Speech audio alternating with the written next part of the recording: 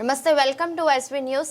మడంపల్లి మండలం బక్కమంతుల గూడెంలో 2 రోజుల క్రితం వాటర్ ట్యాంక్ క్లీన్ చేస్తూ ప్రమాదవశాత్తు నిచ్చెన విరిగిపడే 2 కూలీలపై పడడంతో తీవ్ర గాయాలతో హాస్పిటల్లో చేర్చగా అందులో ఒకరు మృతి చెంది తమ కుటుంబాన్ని ఆదుకోవాలని మడంపల్లి నుండి హుజూర్ నగర్ రహదారిలో ధర్నాకు దిగిన కుటుంబ సభ్యులు, బంధువులు భారీగా ట్రాఫిక్ జామ్ అయింది.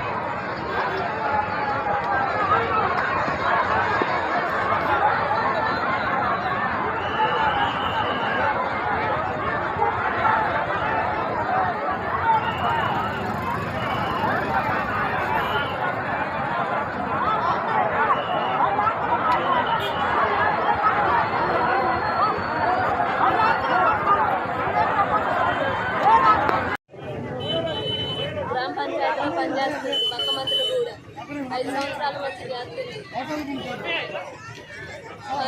మేడం ఫోన్ చేసింది ఉదయాన్నే. ఫోన్ చేయగానే పోతున్నా మేడం, ట్యాంకీ కడగడానికి పోతున్నా. పోయి ఇంటికి తిరిగి ఇంకా రాలేదు.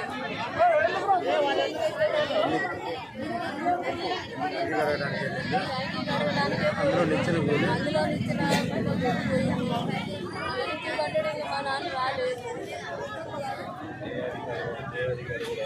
అధికారి రాలేదు. కార్యదర్శి మేడం కూడా ఒకసారి వచ్చిపోలేదు.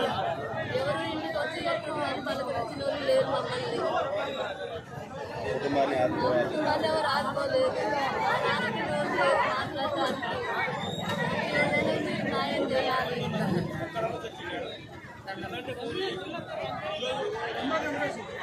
తెలిసినటువంటి వాళ్ళు దయచేసి ఇక్కడికి రావాలి, ఆ కుటుంబాన్ని ఆదుకోవాలని చెప్పి తెలియజేస్తాను. అందుకనే ఈరోజు రోడ్డు మీద రాస్తారోకో చేస్తాను. ఈ రాస్తారోకో వల్ల ఇబ్బంది ఎవరికైనా కలిగితే వాళ్ళు క్షమించాలి, మన్నించాలి, అర్థం చేసుకోవాలి. కానీ ప్రాణం పోయింది. ప్రాణం పోతే మన ప్రాణం వస్తుందా? ఒక అర్ధగంట పోతే వాహనం పోతాడు, వెళ్ళిపోతాడు. కానీ ప్రాణం పోతే ప్రాణం రాదు. ప్రాణం పోతే ప్రాణం రాకపోతే ఆ ప్రాణంతో మిలిగినటువంటి ఆ కుటుంబ సభ్యుల్ని ఆదుకోవాల్సిన బాధ్యత వ్యవస్థ మీద ఉంది, ప్రభుత్వం మీద ఉంది, అధికారుల మీద ఉంది. ఈ జిల్లా మంత్రిగా ఉన్నటువంటి మన ప్రియ నాయకుడు ఉన్నటువంటి మన ఉత్తమ్ కుమార్ రెడ్డి గారి మీద ఉందని చెప్పి తెలియజేస్తూ వెంటనే ఆ కుటుంబం దగ్గరకు వచ్చి వాళ్ళకి 50 లక్షల ఎక్స్గ్రేసియా, ఆ కుటుంబంలో ఉద్యోగం, వాళ్ళకి ఇందిరమ్మ ఇల్లు, వాళ్ళ ప్రభుత్వ పథకాలు ఇవన్నీ కూడా అందజేయాలని చెప్పేసి ఈ సందర్భంగా మేము తెలియజేస్తూ కొండల గారు జోహార్లు అర్పిస్తూ ఇక్కడ పాల్గొన్నటువంటి మీ అందరూ కూడా పేరు పేరున నమస్కారాలు తెలియజేస్తూ మీకు ఏమైనా అసౌకర్యం కలిగితే మన్నించాలని కోరుతూ నమస్కారం చేస్తూ ముగిస్తాము.